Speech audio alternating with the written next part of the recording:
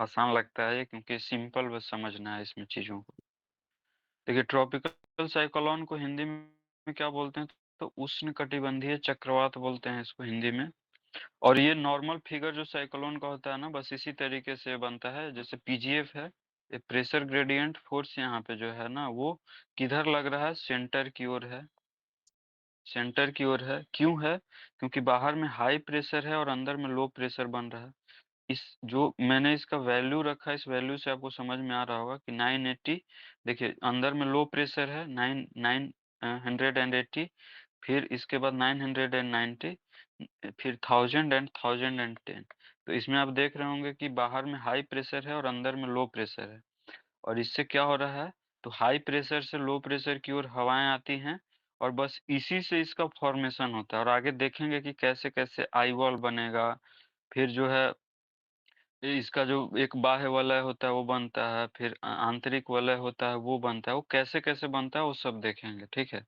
तो इसमें सिंपल बस इतना समझना है कि बाहरी हाई प्रेशर से अंदर लो प्रेशर की ओर हवाएं चलती है, उस समय ट्रॉपिकल साइक्लोन बनता है। अब ये कंडीशन कैसे कैसे होता है वो सब भी समझेंगे, ठीक है।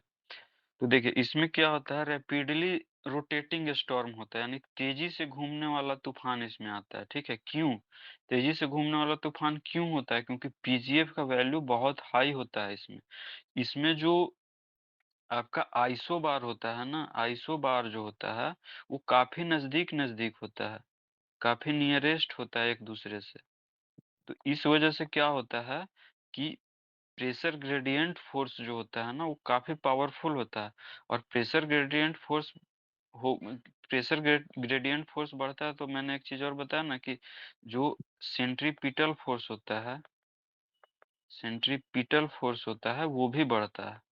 तो हवा बाहर से अंदर की ओर काफी तेजी से जाती है, ठीक है, और एंटी क्लॉकवाइज जाती है। और ये डायग्राम जो मैंने लिया है नॉर्दर्न हेमिस्फेयर का लिया है, कंफ्यूज नहीं होना है। सदर्न हेमिस्फेयर का डायग्राम मैंने यहाँ पे दिया था, ठीक है। इसमें जैसे देखिए, स्टार्टिंग में ही मैंने इंट्रोडक्शन में देखिए, सदर्न हेमिस्फेयर में ऐसे होता है और नॉर्दर्न हेमिस्फेयर में इस तरीके से होता है। दोनों में, ट्रॉपिकल साइक्लोन में भी और टेम्परेट साइक्लोन में भी। तो इसमें क्या होता है? रैपिडली रोटेटिंग स्टॉर्म होता है, यानी तेजी से घूमने वाली तूफान होती है। क्यों? क्योंकि हमारा पीजीएफ काफी स्ट्रांग होता है। पीजीएफ हमारा स्ट्रांग क्यों होता है? तो क्योंकि आइसोबार काफी नजदीक नजदीक, यानी समदाब रेखा जो है, समदाब रेखा जो है वो काफी नजदीक नजदीक होता है। अब देखिए, इसका ओरिजिनेशन जो होता है ना, ये ट्रॉपिकल ओशियन में होता है। अच्छा, ट्रॉपिकल ओशियन, ये ध्यान रखिएगा, ट्रॉपिकल ओशियन यानी कि सरफेस हमेशा वाटर का होना चाहिए, वाटर सरफेस होना चाहिए इसके ओरिजिनेशन के लिए, यानी ओशियन में होगा या सी में होगा, ठीक है। यानी कि सरफेस वाटर होना चाहिए हमेशा। महासागरों में उत्पन्न या सागरों में उत्पन्न होता है। जैसे देखिए, ये वाला रीजन है, ये वाला रीजन पूरा इफेक्टेड है आपका। ये इफेक्टेड रीजन को दिखाया गया है कि ट्रॉपिकल साइक्लोन से इफेक्टेड है। बट ट्रॉपिकल साइक्लोन जब भी ओरिजिनेट होगा तो कहाँ होगा? वाटर सरफेस पे, जैसे बे ऑफ बंगाल में, अरेबियन सी में, या फिर यहाँ पे जैसे हरिकेन होता है, इस तरीके से इसका वाटर सरफेस पे ओरिजिनेशन होगा, ठीक है।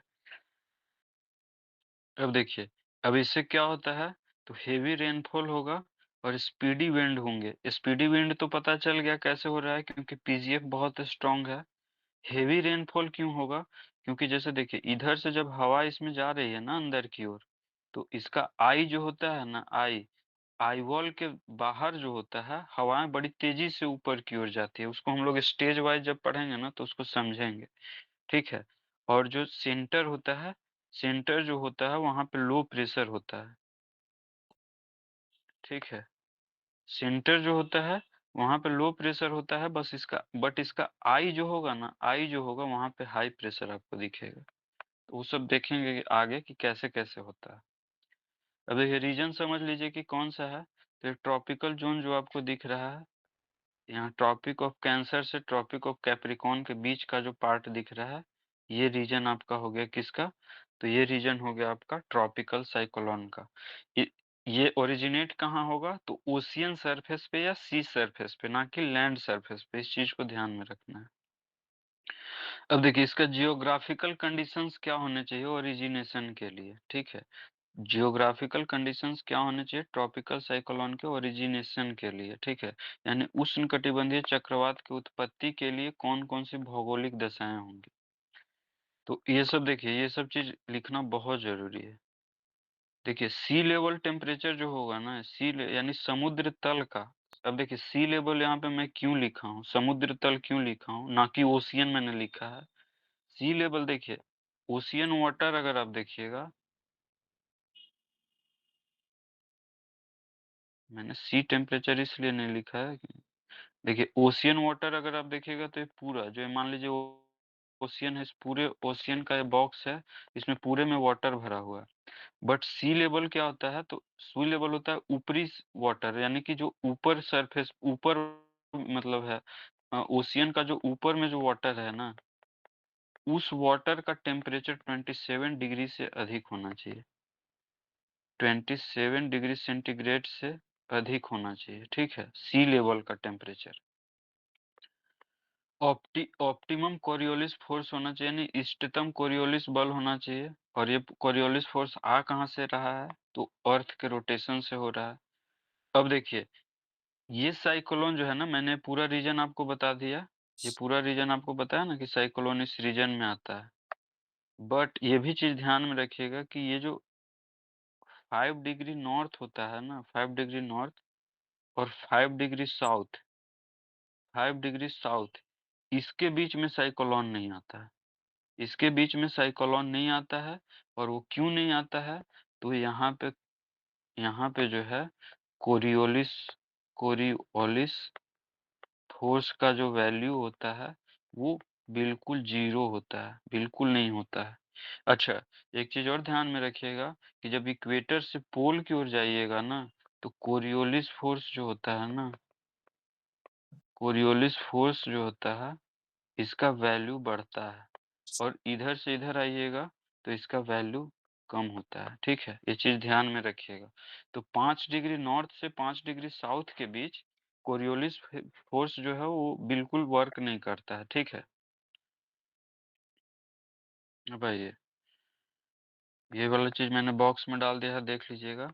अब देखिए, जो समुद्र तल यानी सी लेवल जो होता है ना, उसके ऊपर का जो वायु है, अपर का जैसे देखिए, जैसे मान लीजिए ये अर्थ है और यहाँ पे सी है।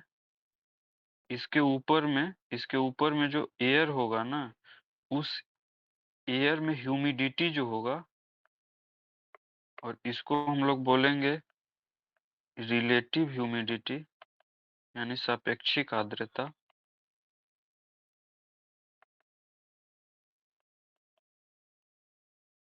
सापेक्षिक आर्द्रता बोलेंगे इसको। तो ये रिलेटिव ह्यूमिडिटी जो है ना, वो 90% से अधिक होना चाहिए, यानी कि हवा ह्यूमिड होना चाहिए। ध्यान रखिएगा कि जहां भी साइक्लोन बनेगा ना, वहां पे अपर एयर में, यानी कि जो सी लेवल है, सी लेवल से लगभग 2-3 किलोमीटर के हाइट पे, नॉर्मली जो देखिए 2 किलोमीटर के ऊपर कंडेंसेशन लेवल स्टार्ट होता है, तो इसके ऊपर में ह्यूमिडिटी अधिक होना चाहिए। और कितना? तो 90, मोर देन 90% होना चाहिए। 90% से अधिक ह्यूमिडिटी होना चाहिए। अब देखिए इस ह्यूमिडिटी से क्या होता है ना, कि इस ह्यूमिडिटी से हमको मिलता है लेटेंट हीट।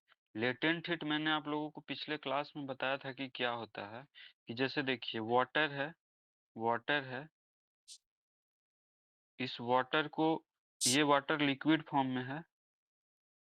इस वाटर को लिक्विड फॉर्म से वेपोर में यानी वाष्प में बदलने के लिए एक हीट की ज़रूरत होती है। उसी को हम लोग लेटेंट हीट बोलते हैं, ठीक है?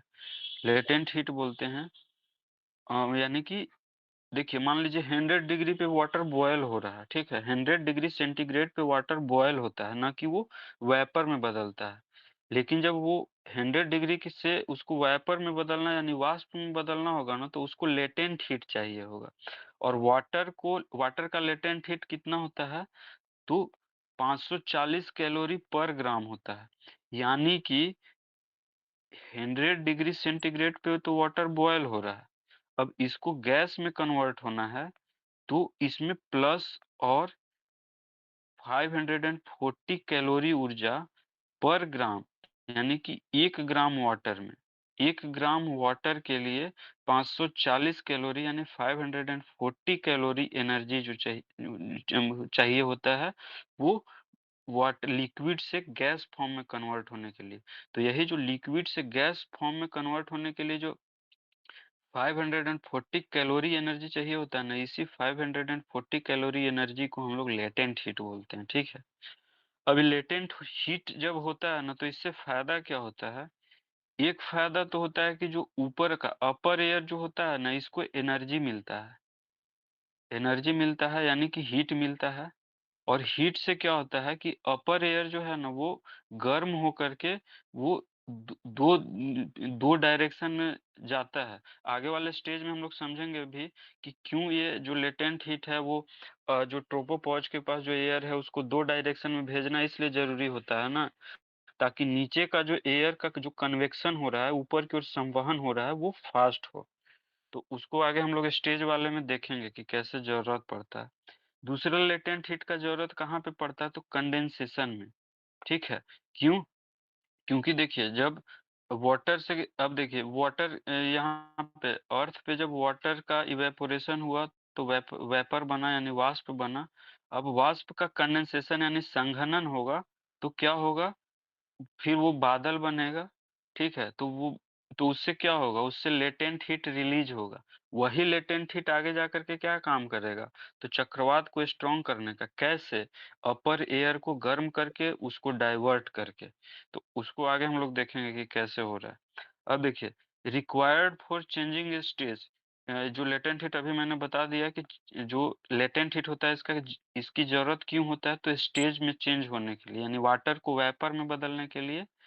और वेपर जब वाटर में कन्वर्ट होता है, देखिए वाटर जब वेपर में कन्वर्ट होता है तो 540 कैलोरी एनर्जी को एब्जॉर्ब करता है। लेकिन जब वेपर से फिर से वाटर में कन्वर्ट होगा ना, तो 540 कैलोरी एनर्जी रिलीज करेगा।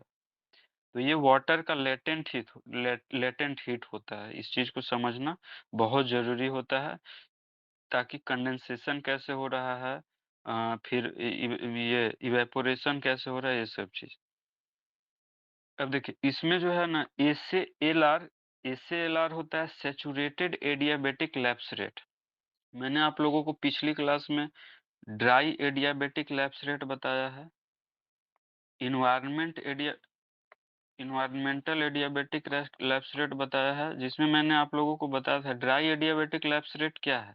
एडियाबेटिक लैप्स रेट में आप लोगों को मैंने क्या बताया था? एडियाबेटिक में तापमान कैसे कम होता है? मान लीजिए कि ये एयर है, इस एयर का एक्सपेंशन हो रहा है, ठीक है? इस एयर का चारों तरफ एक्सपेंशन यानी फैल रहा है, तो इसमें इसकी वजह फैलने की वजह से जो कूलिंग होता है ना, उसी कूलिंग को हम लोग एडियाबेटिक कूलिंग बोलते हैं।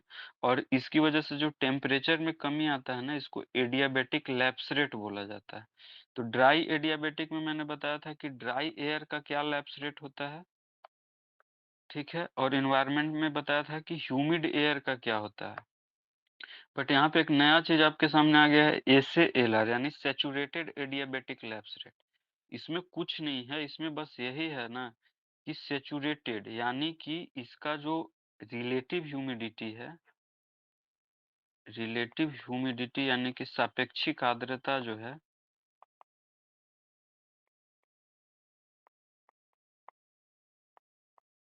सापेक्षिक आर्द्रता जो है वो 100% हो गया है, ठीक है? तो यानी कि वो सैचुरेशन लेवल पे है। अब उससे ज्यादा वो ह्यूमिडिटी एक्सेप्ट नहीं कर सकता है, ठीक है? तो सैचुरेटेड जो एडियाबेटिक लैप्स रेट है ना, ये ज़्यादा होना चाहिए एनवायरमेंटल लैप्स रेट से। एनवायरमेंटल लैप्स रेट हो गया नॉर्मल, जो कि मैंने आपको बताया था ना कि नॉर्मल लैप्स रेट क्या होता है एनवायरनमेंट में, कि हम ऊपर की ओर जा रहे हैं, 165 मीटर ऊपर जाएँगे, तो 1 डिग्री सेंटीग्रेड टेम्परेचर में कमी आएगी, तो ये हो गया normal environmental lapse rate. But saturated lapse rate क्या हो गया कि जो जिसका रिलेटिव ह्यूमिडिटी जिस एयर का 100% है, यानी पूरी तरीके से सैचुरेट कर गया है वाटर से, उसका लैप्स रेट मतलब उसके तापमान में कमी क्या है, तो ये वाला चीज़ होना चाहिए, यानी सैचुरेटेड एयर का जो लैप्स रेट है ना, वो ज़्यादा होना चाहिए एनवायरनमेंट। मान लीजिए कि जैसे ये 165, ये जो है इन्वायरमेंटल लैप्स रेट जो है वो 165 मीटर पे 1 डिग्री सेंटीग्रेड कम हो रहा है। तो इसका जो है ना, इसका लैप्स रेट और कम होना चाहिए, यानी कि सपोज कि 100 मीटर पे ही 1 डिग्री सेंटीग्रेड टेम्परेचर कम होना चाहिए। अगर इससे ज़्यादा होगा, इन्वायरमेंटल लैप्स रेट से सैचुरेटेड इन्वायरमेंटल लैप्स रेट से सैचुरेटेड एडियाबैटिक लैप्स रेट यदि कम होगा ना, तो फिर उस कंडीशन में साइक्लोन कमज़ोर पड़ जाएगा। बट यहाँ पे साइक्लोन को स्ट्रॉन्ग होना है तो सैचुरेटेड यानी कि ह्यूमिड एयर जो हमारा है, पूरी तरीके से जो संतृप्त हो चुका है, सैचुरेटेड है, उस एयर का लैप्स रेट कम होना चाहिए।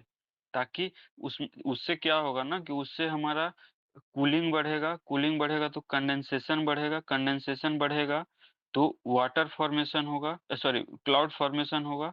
और जब हमारा वाटर वेपर जो है वो क्लाउड में कन्वर्ट होगा तो लेटेंट हीट रिलीज होगा, और उस लेटेंट हीट जो है वो हमारे साइक्लोन को एनर्जी देगा। ठीक है, ठीक है। टेम्परेचर जो है टेम्परेचर जो है वो अधिक होना चाहिए, और जो सैचुरेटेड एडियाबैटिक लैप्स रेट जो है वो कम।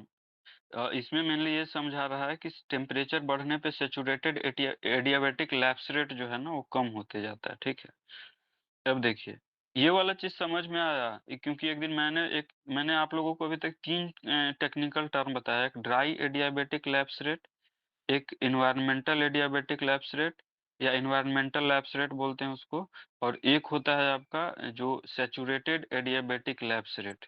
इसमें किसी को कोई दिक्कत नहीं है ना? हाँ या ना बोलिए, बोलते जाइएगा।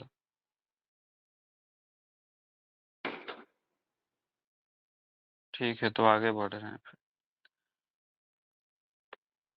देखिए, दूसरा क्या है कि for maintaining low pressure on earth surface of earth, यानी कि जो अर्थ का सरफेस है ना, उस पे लो प्रेशर मेंटेन होना चाहिए। ठीक है, इसके लिए क्या होगा, इसके लिए क्या होता है, तो नियर ट्रोपोपॉज यानी क्षोभ सीमा के पास, ये देखिए ये हमारा अर्थ है, ये हमारा अर्थ है, ये ट्रोपोपॉज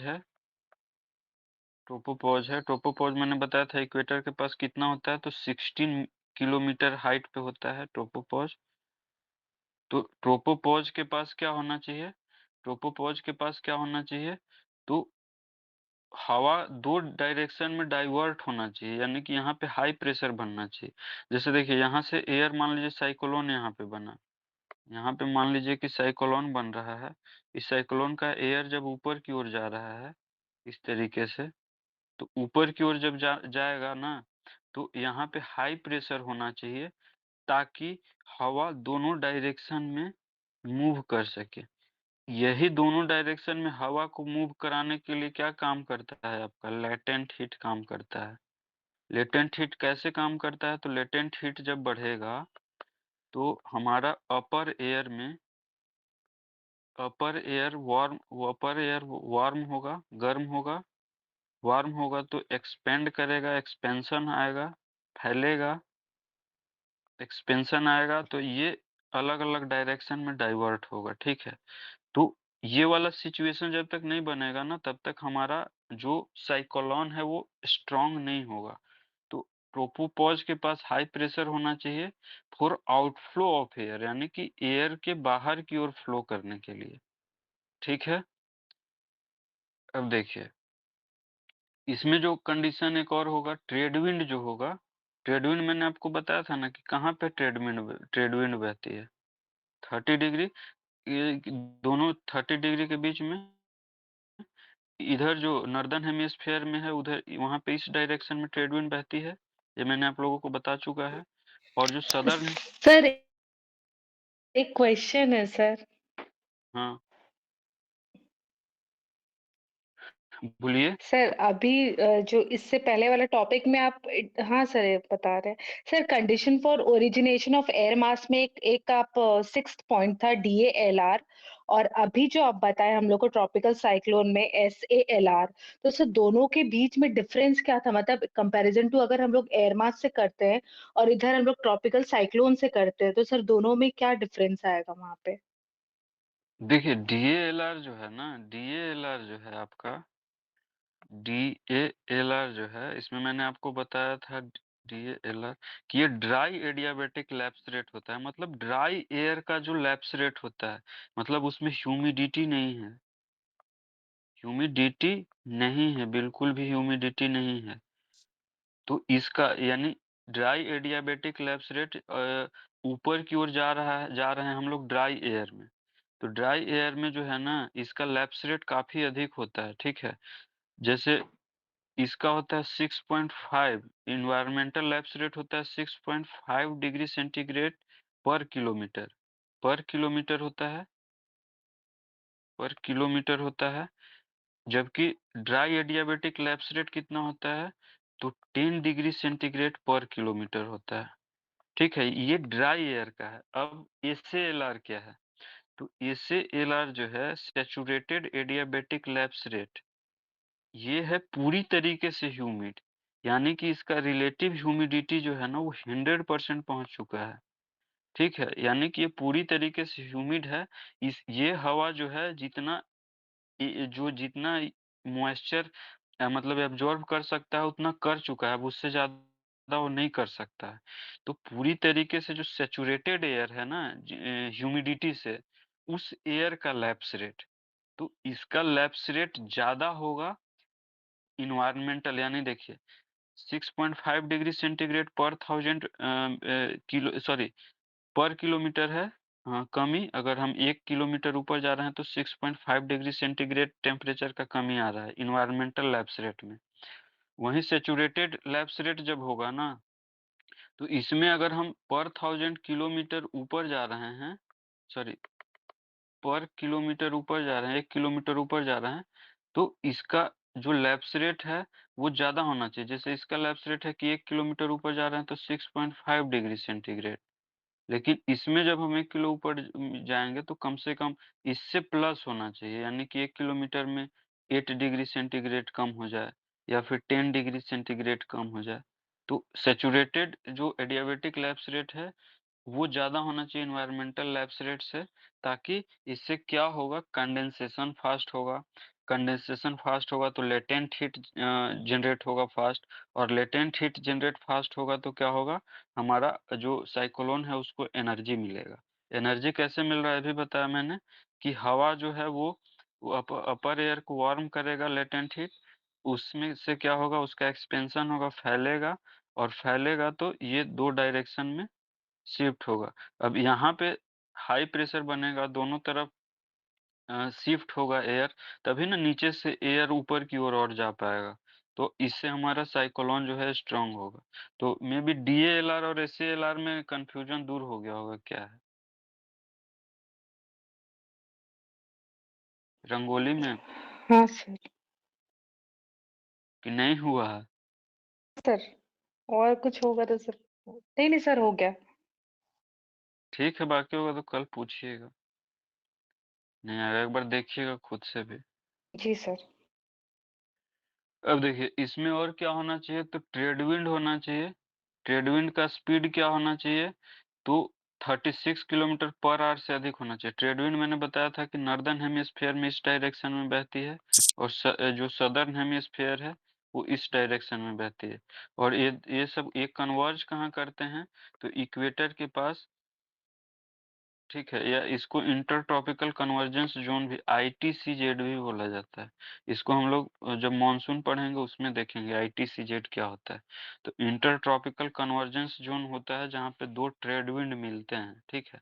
तो ट्रेड विंड होना चाहिए, ठीक है? और ट्रेड विंड का स्पीड जो है 36 किलोमीटर पर आवर से अधिक होना चाहिए।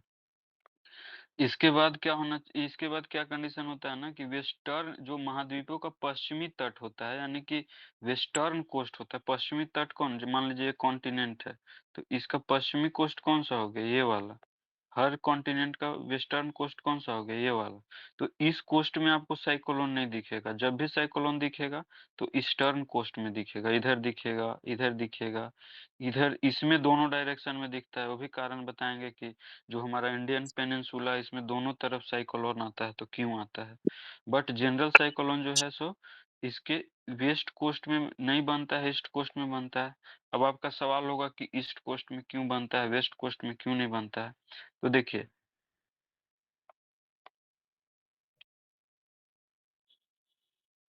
ये ट्रेड विंड जब जाती है ना,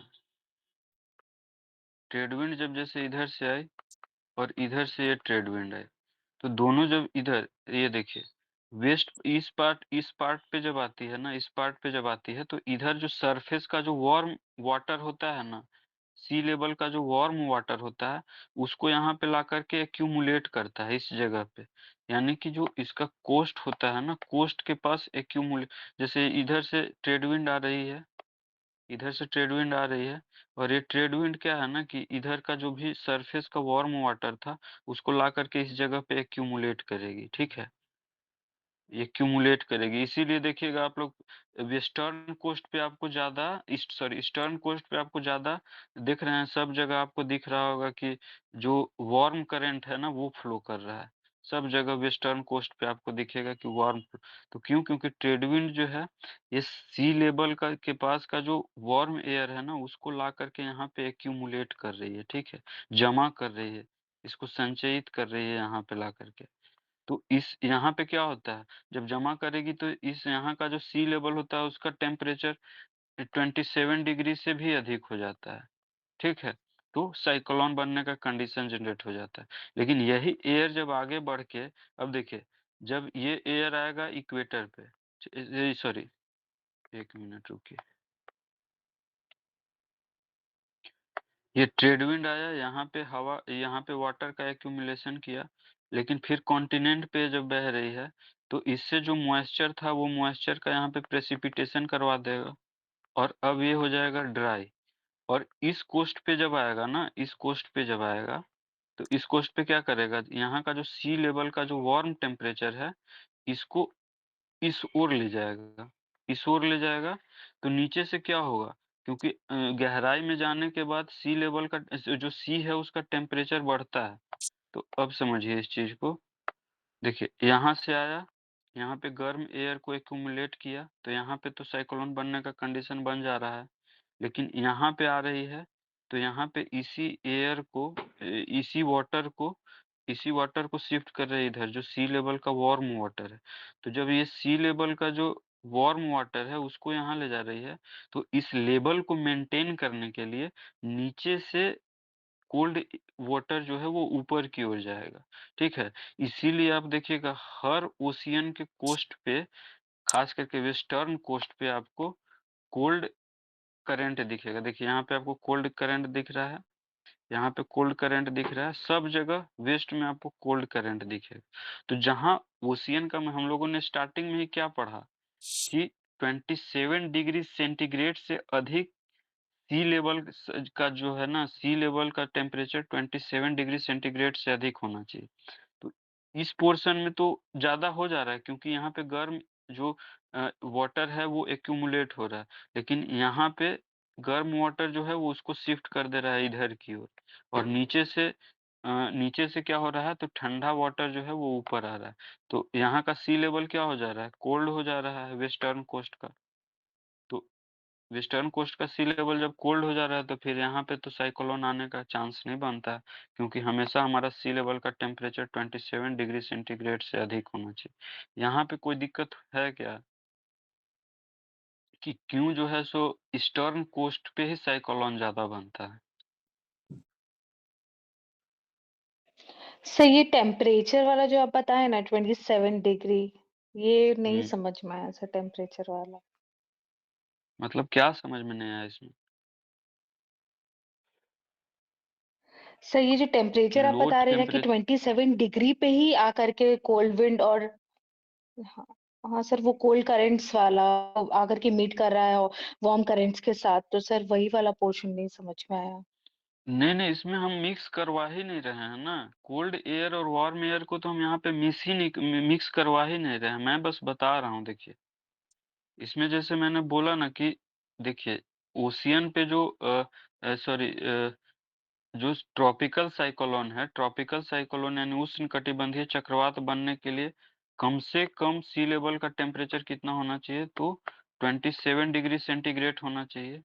तो वही चीज़ मैं ये बोल रहा था कि जैसे देखिए, यहाँ पे ट्रेड विंड फ्लो कर रहा है ना, ये बन कहाँ पे रहा है? सबसे पहले तो ये समझिए कि ये ट्रॉपिकल रीजन में ही बन रहा है, और ये रीजन कहाँ पे है?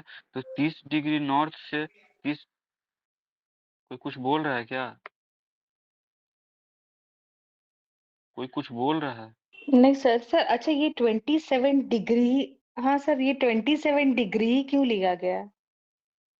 27 डिग्री टेम्परेचर या इससे ज़्यादा इसलिए लिया गया है ताकि सी लेवल पे जो है, सी लेवल के पास लो प्रेशर सेंटर बन सके। लो प्रेशर सेंटर आपको पता है ना कि जहाँ भी टेम्परेचर ज़्यादा होता है, तो सर ये टेम्परेचर कंपल्सरी होता है कि मतलब कि जहाँ पे हाँ, सर इससे एक ज़्यादा क्वेश्चन सर, जैसे लो प्रेशर आप बोले कि हाँ, हाँ, हाँ, बोलिए, बोलिए। बोलिए। तो जैसे आप बोले कि जहाँ पे लो प्रेशर बन रहा है वहाँ हाँ सर बोल रहे हैं। सर जैसे कि आप बोले कि लो प्रेशर पे ही वो 27 डिग्री ही से मतलब रहेगा, तो सर मतलब हमेशा जब भी लो प्रेशर का कंडीशन आएगा, तो वहाँ पे टेम्परेचर को हम लोग 27 डिग्री ही सेल्सियस लेंगे सर। 27 डिग्री ही नहीं मैंने बोला है। मैंने देखिए, मेरा ये साइन भी यहाँ पे दिया हुआ है। 27 डिग्री सेंटीग्रेड से अधिक, इससे ज़्यादा कितना भी हो सकता है। मिनिमम टेम्परेचर इतना चाहिए। अब पूछिएगा कि मिनिमम टेम्परेचर इतना ही क्यों चाहिए? ठीक है सर। तो इसका कंडीशन ये है कि जो हमारा ट्रॉपिकल रीजन होता है ना, हमारा ट्रॉपिकल रीजन जो होता है, पूरा ये रीजन जो है, इस रीजन का एवरेज टेम्परेचर ही 27 डिग्री सेंटीग्रेड होता है। ठीक है? इस पूरे रीजन का एवरेज टेम्परेचर जो हम लेते हैं, जो होता है ना, वो 27 डिग्री सेंटीग्रेड होता है समर सीजन का, समर सीजन का। और विंटर सीजन में 15 डिग्री सेंटीग्रेड होता है। तो साइक्लोन मैक्सिमम जो बनता है वो हमारा कब बनता है? समर सीजन में। ठीक है, तो समर सीजन में बनता है। तो देखिए, ये 27 डिग्री सेंटीग्रेड से अधिक क्यों होना चाहिए? क्यों? क्योंकि जब ये पूरे रीजन का टेम्परेचर 27 डिग्री सेंटीग्रेड एवरेज है, तो कोई सेंटर ऐसा होना चाहिए ना जहाँ पे कि टेम्परेचर इससे भी ज़्यादा हो, यानी कि 30 डिग्री हो, 35 डिग्री हो। ऐसा होना चाहिए ना, 30 डिग्री हो या 35 डिग्री हो। तभी तो तभी तो इधर लो प्रेशर बनेगा, और चारों तरफ से जो है हाई प्रेशर बेल्ट से हवा इधर इस लो प्रेशर की ओर आएगी। तो मैंने 27 नहीं बोला है, मैंने बोला है 27 डिग्री से अधिक होना चाहिए। वो उससे ज़्यादा कितना भी हो सकता है, और जितना ज़्यादा होगा ना, वो साइक्लोन उतना ही स्ट्रॉन्ग होगा। अब क्लियर है? ठीक है सर, थैंक यू सर।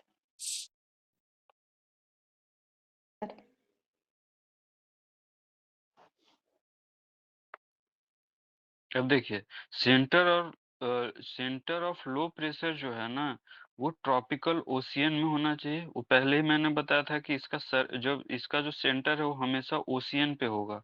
ठीक है? क्योंकि वहीं से इसको मॉइस्चर मिलेगा, तो यहाँ पे लो प्रेशर होगा।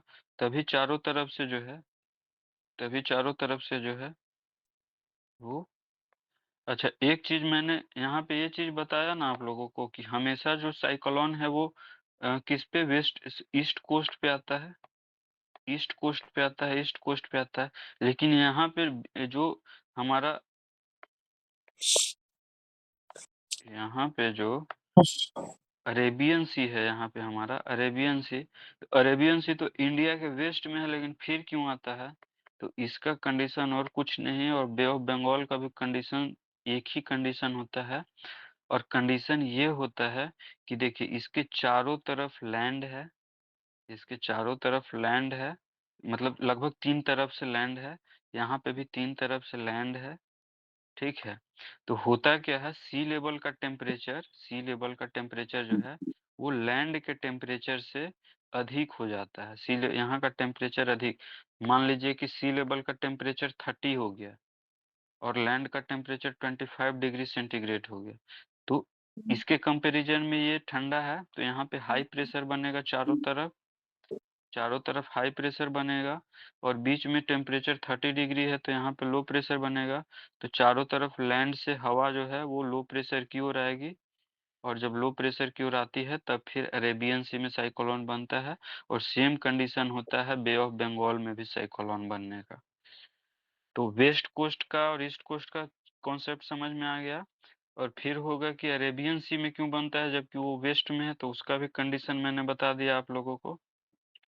अब देखिए, सेंटर ऑफ लो प्रेशर जो है वो ट्रॉपिकल ओशियन में होना चाहिए, और इस सेंटर ऑफ लो प्रेशर बनने के लिए ना कहीं-कहीं पे क्या होना चाहिए, तो आइसलैंड अगर मिल जाए ना कहीं-कहीं पे तो वो और अच्छा होता है लो प्रेशर बनने के लिए। जैसे मान लीजिए बे ऑफ बंगाल है, तो यहाँ पे मान लीजिए कि कोई आइसलैंड है, ये आइसलैंड मिल गया। इस देखिए, आप लोगों को पता है ना कि जो लैंड होता है वो ज़्यादा तेज़ी से गर्म होता है और ज़्यादा तेज़ी से ठंडा भी होता है। क्यों? क्योंकि मैंने एक विशिष्ट ऊष्मा का कॉन्सेप्ट आप लोगों को बताया था कि स्पेसिफिक हीट होता है जो वाटर का ज़्यादा होता है, ठीक है? तो ये और स्पेसिफिक हीट क्या बताया था कि किसी भी सब्सटेंस का 1 डिग्री सेंटीग्रेड टेम्परेचर को बढ़ाने के लिए जितना एनर्जी की ज़रूरत होती है ना, उसी को हम लोग स्पेसिफिक हीट बोलते हैं। तो जो वाटर का स्पेसिफिक हीट जो है वो ज़्यादा होता है लैंड से। तो लैंड ये यहाँ पे मान लीजिए कोई आइसलैंड हमको मिल जा रहा है इस जगह पे, तो ये आइसलैंड तेज़ी से गर्म होगा तो इसका एयर तेज़ी से फैलेगा, तो यहाँ पे लो प्रेशर ज़ोन जो है वो बनेगा, ठीक है? हालाँकि हमेशा ये चीज़ नहीं होता है कि आइसलैंड ही होता है, कभी-कभी सी वाटर पे भी जो है जो सी वाटर होता है उसका टेम्परेचर जो है आस-पास के टेम्परेचर से कम हो जाता है, तो साइक्लोन की कंडीशन बनती है, ठीक है?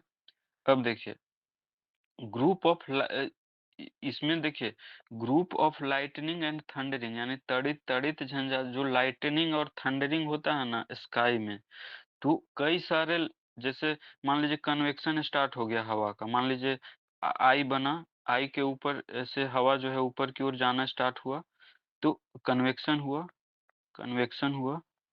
अब ये कन्वेक्शन जब होगा ना तो इसकी वजह से जो भी लाइटनिंग बनेगा ना यहाँ पे, लाइटनिंग का कॉन्सेप्ट मैंने बताया था कि जब वाटर कंडेंस करता है ना तो उससे हाइड्रोजन आयन रिलीज होता है, और कई सारे हाइड्रोजन आयन मिल करके लाइटनिंग करते हैं। तो ये जितने भी थंडर्स वगैरह बनेंगे ना वो इनलाइटेंड होना चाहिए, मतलब एक साथ आने चाहिए, तब जा कर के हमारा साइक्लोन और स्ट्रॉन्ग होगा। यानी देखिए इनलाइटेंड जब होते हैं ये लाइटनिंग और थंडरिंग, तो हमारा साइक्लोन जो है वो स्ट्रेंथन होता है। तो ये सारा फैक्टर्स है हमारा कि जो जियोग्राफिकल कंडीशन है हमारा ट्रॉपिकल साइक्लोन के जनरेशन का। अब हम लोग देखेंगे इसके ओरिजिनेशन को स्टेज वाइज। क्या करें, इसको करें अभी कि कल करेंगे, ये बताइए?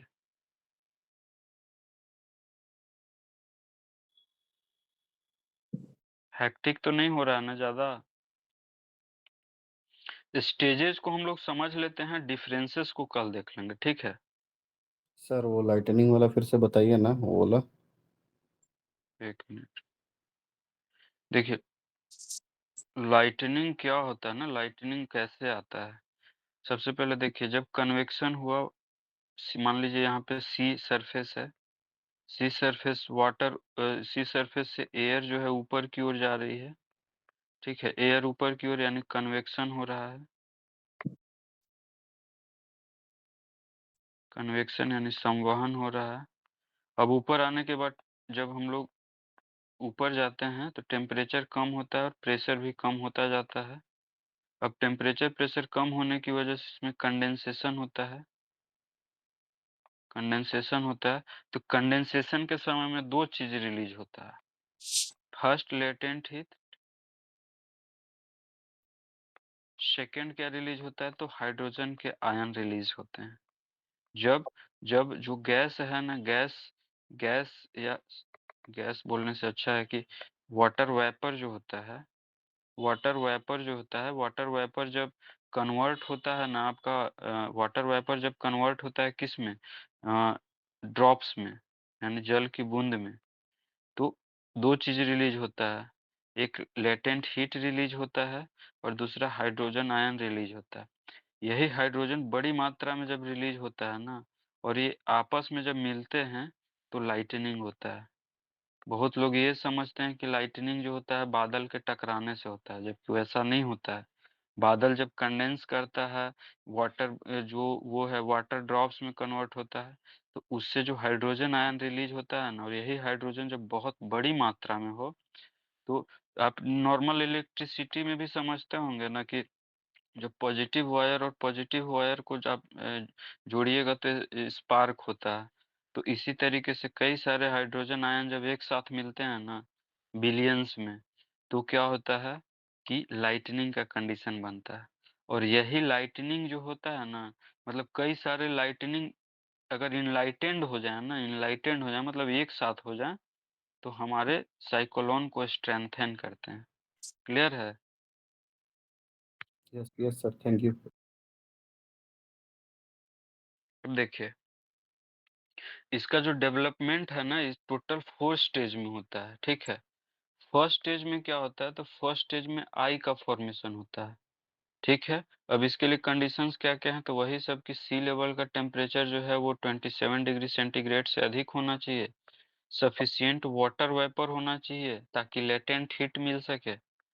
जो पहले समझा दिया है ना, बस उसी से अब रिलेट करके इसको स्टेज में कन्वर्ट कर देना है।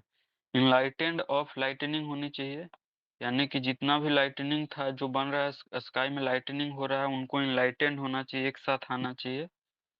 फिर विंड का कन्वर्जेंस होना चाहिए, ठीक है? विंड का कन्वर्जेंस होना चाहिए, ठीक है? क्यों? ताकि फास्ट कन्वेक्शन हो सके, यानी विंड जो है वो चारों तरफ से यहाँ पे आई में आकर के मिलेगी, कन्वर्ज करेगी, तो जो हमारा कन्वेक्शन होगा, संवहन होगा, वो फास्ट होगा। इससे क्या होगा, तो आई फॉर्मेशन होगा हमारा। इससे हमारा क्या होगा, तो आई फॉर्मेशन होगा। फिर देखेंगे हम लोग आगे इसका कि आई का जो है वो विशेषता क्या होता है। तो देखिए आई फॉर्मेशन हुआ ना, अब आई का अगर इसका मतलब स्पेसिफिकेशन विशेषता देखिएगा, तो ये क्या होता है, तो हाई प्रेशर बेल्ट होता है, ठीक है? यहाँ पे जो है आई जो बनता है ना यहाँ पे, तो यहाँ पे हाई प्रेशर बनता है, ठीक है? हाई प्रेशर बनता है और इसमें हवा जो है ऊपर से नीचे की ओर सब्सिडेंस भी करेगा फाइनल स्टेज में जब हम लोग समझेंगे तो, ठीक है? दूसरा स्टेज में क्या होता है, तो आई वॉल फॉर्मेशन होता है। देखिए ये आई बन गया बीच में, अब ये जो बनेगा ना ये आई वॉल बनेगा, ये आई वॉल बनेगा, ठीक है? इसके आई के ये क्या है, ये लो प्रेशर सॉरी ये हाई प्रेशर बेल्ट बन रहा है हमारा। क्यों हाई प्रेशर हो रहा है, क्योंकि चारों तरफ से इसमें एयर आकर के मिल रही है, तो इस वजह से ये हाई प्रेशर बन रहा है, ठीक है? अब देखिए ये हाई प्रेशर बन रहा है, तो हाई प्रेशर बेल्ट जो हो गया सेंटर में एकदम, वो हो गया हमारा आई। अब देखिए लेटेंट हीट की वजह से क्या होगा, तो एयर फ्लो स्ट्रांग होगा, ठीक है? एयर फ्लो क्यों स्ट्रांग होगा, क्योंकि लेटेंट हीट की वजह से एयर गर्म हो रहा है, गर्म होने की वजह से उसमें एक्सपेंशन हो रहा है, एक्सपेंशन बढ़ेगा तो उसका फ्लो भी बढ़ेगा, ठीक है?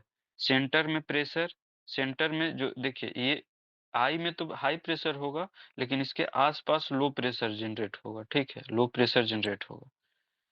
कन्वर्जेंस ऑफ एयर, एयर का कन्वर्जेंस फास्ट होगा, यानी चारों तरफ से जो एयर आ रहा है, चारों तरफ से जो एयर आके इसमें मिल रहा है, ठीक है?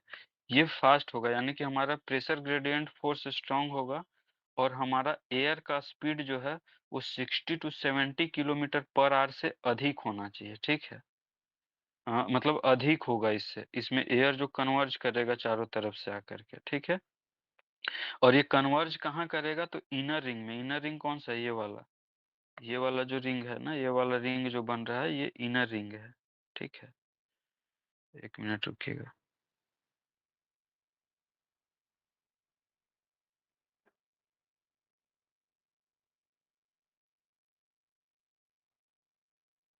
ये वाला देखिए, ये आई हो गया, आई के बाहर का जो रिंग हो गया, ये वाला हो गया इनर रिंग। एक रिंग और ही बनता है फाइनल स्टेज में, जिसको कि आउटर रिंग बोलते हैं।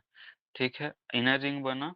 अब देखिए, वर्टिकल एयर फ्लो हो रहा है किस में? आई वॉल में हो रहा है। ये आई वॉल है, किस में आई वॉल बन रहा है? तो इनर रिंग में बन रहा है।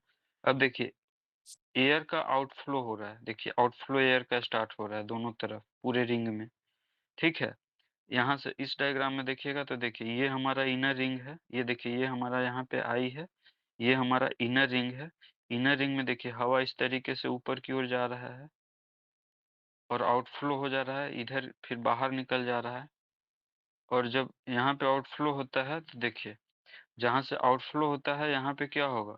यहाँ पे क्लाउड बनेगा। यहाँ पे कौन सा क्लाउड बनेगा? तो यहाँ पे बनेगा आपका क्यूमुलस क्लाउड, कपासी मेघ। क्यूमुलस क्लाउड बनेगा, जिसको कि हम लोग कपासी मेघ बोलते हैं या कपासी वर्षी मेघ बोलते हैं। ये इसका हाइट अधिक होगा, इस क्लाउड का थिकनेस अधिक होगा, बस एरिया जो है वो कम होगा। ठीक है, ये चीज ध्यान में रखिएगा, इसका एरिया जो है वो कम होगा। ठीक है, ठीक है, तो ये चीज हुआ। वर्टिकल एयर फ्लो होगा, आई वॉल फॉर्मेशन होगा। आई वॉल फॉर्मेशन कहाँ हो रहा है? तो ये जो आउटर सॉरी इनर रिंग है हमारा, उसमें फिर क्या होगा? जो अपर पार्ट होगा उसमें क्यूमुलस क्लाउड बनेगा। ये क्यूमुलस क्लाउड बन रहा है। अब क्यूमुलस क्लाउड जब बनेगा ना, तो क्योंकि फास्ट एयर फ्लो हो रहा है यहाँ पे, तो लाइटनिंग एंड हेवी रेनफॉल होगा। यहाँ पे जब भी कन्वेक्शन फास्ट हो ना, जब भी कन्वेक्शन फास्ट हो यानी संवहन फास्ट हो, तो कंडेंसेशन भी फास्ट होता है। और कंडेंसेशन फास्ट होने की वजह से हाइड्रोजन आयन बड़ी मात्रा में रिलीज होते हैं, जिससे लाइटनिंग का जो है वो घटना होता है। तो आप देखिएगा, जब हम लोग टेम्परेट साइक्लोन पढ़ रहे थे तो वहाँ पे लाइटनिंग नहीं होता है, बट यहाँ पे लाइटनिंग हो रहा है, क्योंकि यहाँ का कन्वेक्शन जो है वो फास्ट हो रहा है। अच्छा, लाइटनिंग जब कन्वेक्शन फास्ट होगा और लाइटनिंग होगा ना, तो यहाँ पे रेनफॉल भी जो होगा ना, वो रेनफॉल हेवी होगा। ठीक है, वो रेनफॉल जो है वो हेवी होगा। इसीलिए आप देखते होंगे कि जब ये ट्रॉपिकल साइक्लोन जब आता है ना, तो उस समय आपको हेवी रेनफॉल देखने के लिए मिलेगा, जो कोस्टल रीजन है खास करके वहां पे। तो ये होता है सेकेंड स्टेज, जिसमें कि आई वॉल बन रहा है। थर्ड स्टेज एक होता है, थर्ड स्टेज में क्या होता है? इसको मेच्योर साइक्लोन भी बोलते हैं। इसमें वाटर वेपर बढ़ जाता है। ठीक है, completely developed inner and outer ring. अब देखिए, ये देखिए, ये इनर रिंग था। इसमें इसमें देखिए, ये वाला जो रिंग है वो इनर रिंग है, और ये वाला जो रिंग है ये आउटर रिंग है। तो ये जो है फास्ट डेवलप करते हैं। ठीक है, वो वाटर वेपर भी फास्ट हो जाता है। ट्रोपोपॉज के पास क्या होता है? ड्राई एंड कोल्ड एयर जो है वो सब्सिडेंस करता है आई वॉल में। देखिए, सब्सिडिंग वार्म एयर कर रहा है यहाँ पे। यहाँ पे ट्रोपोपॉज के पास वार्म एयर सब्सिड करेगा किस में? आई वॉल में। ठीक है, यहाँ पे आई वॉल में नीचे की ओर जो गर्म हवा होता है ऊपर का, उसका सब्सिडेंस होगा आई वॉल में। ठीक है, ट्रोपोपॉज से। ठीक है, और क्या होगा? आउटर रिंग के बाहर जो है ना, आउटर रिंग के बाहर वहां पे हाई प्रेशर बेल्ट में, जैसे देखिए आउटर रिंग यहाँ पे हुआ, तो इसके इधर आउटर रिंग के बाहर क्या होगा? हवा सब्सिडेंस करने लगेगा। तो दो जगह हवा सब्सिडेंस कर रहा है, एक आई वॉल में ये वार्म एयर, और यहाँ जो सब्सिडेंस हो रहा है बाहर में, बिल्कुल आउटर रिंग के बाहर, वो कोल्ड एयर कर रहा है। ठीक है, तो यहाँ पे आपको ड्राइनेस दिखेगा, लेकिन जो आई वॉल है ना आपका, आई वॉल का जो आउटफ्लो हो रहा है यहाँ पे, और यहाँ पे जो क्लाउड बन रहे हैं, ये देखिए इसमें यहाँ पे क्लाउड दिखा रहा है। तो यहाँ पे जो क्लाउड बन रहे हैं इसके अंदर, यानी आउटर फ्लो के अंदर जो है, तो यहाँ पे आपको हेवी रेनफॉल देखने के लिए मिलेगा। तो ये पूरा था, ये थर्ड स्टेज तक जब मैच्योर हो जाता है। अब फाइनल स्टेज जब होगा ना, तो फाइनल स्टेज में इसका डिक्लाइनिंग स्टार्ट होगा। क्यों? डिक्लाइनिंग के पीछे तीन फैक्टर होते हैं, तीन फैक्टर मेनली काम करता है। फर्स्ट फैक्टर क्या होता है? इंटर इन हाई प्रेशर बेल्ट। जब हमारा साइक्लोन जो है ना मूव करते करते किसी हाई प्रेशर बेल्ट में चला जाए, ठीक है? तो डिस्ट्रॉय हो जाएगा। दूसरा कंडीशन क्या है? Inter in cold water surface. मान लीजिए कि जब ये मूव करते-करते क्या है, मूव करते-करते ये चला जाए कहाँ पे? तो मूव करते-करते चला जाए किसी कोल्ड वाटर सरफेस पे। तो कोल्ड वाटर सरफेस पे जब जाएगा, तो क्या होगा कि वो डिस्ट्रॉय हो जाएगा, ठीक है? क्योंकि इसके लिए कौन-सा सरफेस चाहिए था? वार्म वाटर सरफेस चाहिए था। थर्ड कंडीशन क्या होगा कि किसी लैंड सरफेस पे पहुँच जाए। अब देखिए, हम लोग स्टार्टिंग में ही देखे थे कि ट्रॉपिकल साइक्लोन बनने के लिए क्या चाहिए, तो वाटर बॉडी चाहिए, ओशियन या सी चाहिए।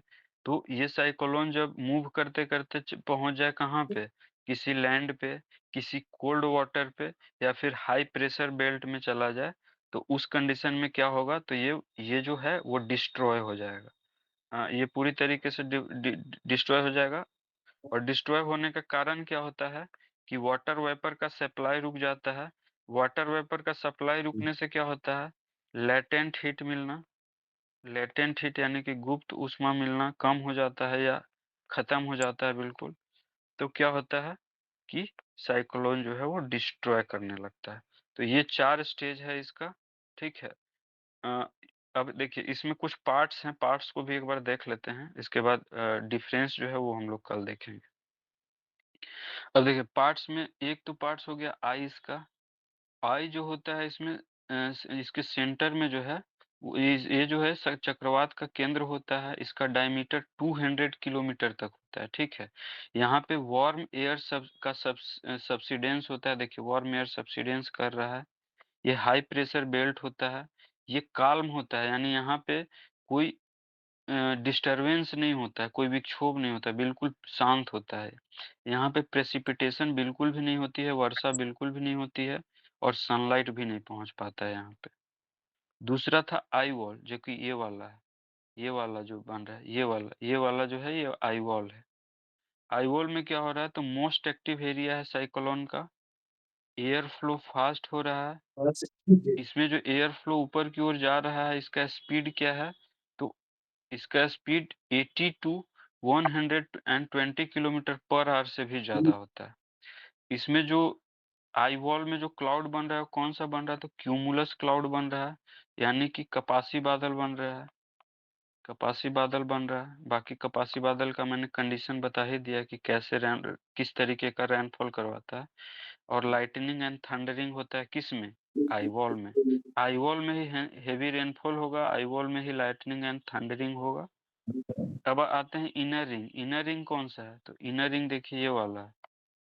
इनर रिंग कौन सा है, तो इनर रिंग आपका ये वाला हो गया, ये वाला, ठीक है? इनर रिंग में क्या हो रहा है, तो विंड स्पीड जो है 60 टू 80 किलोमीटर पर आवर हो रहा है। क्यूमुलस क्लाउड जो है यहाँ पे बन रहा है, यानी कपासी मेघ यहाँ भी बन रहा है, और यहाँ भी लाइटनिंग एंड थंडरिंग से। फर्स्ट कहाँ पे हो रहा है, तो ये देखिए ये इसमें इसमें बन रहा है, आई वॉल में बन रहा है। जो क्यूमुलस क्लाउड है वो, और थंडरिंग। और सेकंड जो बन रहा है कहाँ पे बन रहा है, तो ये इसमें जो इनर इनर जो वो है क्या बोलते हैं, इनर जो वॉल है उसमें, ठीक है? आई वॉल हो गया। इनर रिंग जो है उसमें बन रहा है। अब होता है आउटर रिंग। आउटर रिंग कौन सा है, तो ये वाला देखिए, ये वाला। आउटर रिंग में क्या होगा, तो स्ट्रेटोक्यूमुलस क्लाउड बनेगा, यानी कपासी स्तरी में। यहाँ पे जैसे जो बन रहा है ना, ये देखिए ये सब क्यूमुलस क्लाउड बन रहा है, ठीक है? ये देखिए सीयू लिखा हुआ भी यहाँ पे, क्यूमुलस क्लाउड बन रहा है, यानी इसका एरिया ज्यादा होगा, कम हाइट पे बनेगा, तो इसमें लाइटनिंग एंड थंडरिंग नहीं होगा, ठीक है? विंड स्पीड यहाँ पे और कम हो जाएगा। आउटर देखिए इसमें विंड स्पीड ज्यादा है, ऊपर की ओर विंड स्पीड ज्यादा है, लेकिन इसमें विंड स्पीड कम हो जाएगा, ठीक है? विंड स्पीड कम हो जाएगा 40 टू 60 किलोमीटर। आउटर रिंग के बाहर जब देखिएगा, तो यहाँ पे जो सब्सिडिंग कोल्ड एयर, यानी कि कोल्ड एयर जो है वो सब उसका वो नीचे की ओर अवतलित होगा, इस तरीके से इसके बाहर कोल्ड एयर नीचे की ओर अवतलित होगा, ठीक है? तो ये था हमारा पूरा इसका पार्ट, कैसे बनता है वो। और बाकी जो है थोड़ा सा डिफरेंस देख लीजिए, ये वाला नेम अलग अलग बताया जाता है। जैसे यहाँ पे जैसे नॉर्थ अमेरिका का जो ईस्ट पार्ट है यहाँ पे हरिकेन बोला जाता है, यहाँ भी हरिकेन बोला जाता है। इसको देख लीजिए, बाकी मैक्सिमम जगह देखिए, यहाँ जापान में टाइफून और बाकी मैक्सिमम जगह आपको साइक्लोन ही दिखेगा। तो यहाँ पे हरिकेन बोला जाता है, यहाँ पे टाइफून। ठीक है। 2 नाम है हरिकेन और टाइफून, ध्यान में रखिएगा, और बाकी जगह साइक्लोन ही बोला जाता है। तो ये पूरा था दोनों का फॉर्मेशन। नेक्स्ट क्लास में हम लोग देखेंगे, थोड़ा-सा इंडिया के भी देख लेंगे कि इंडिया का साइक्लोनिक कंडीशन क्या है, और फिर इसके बाद हम लोग देख लेंगे इसके डिफरेंसेस को। ठीक है? तो मेरा हम लोगों का हो जाएगा एक साइक्लोन खत्म। अब किसी को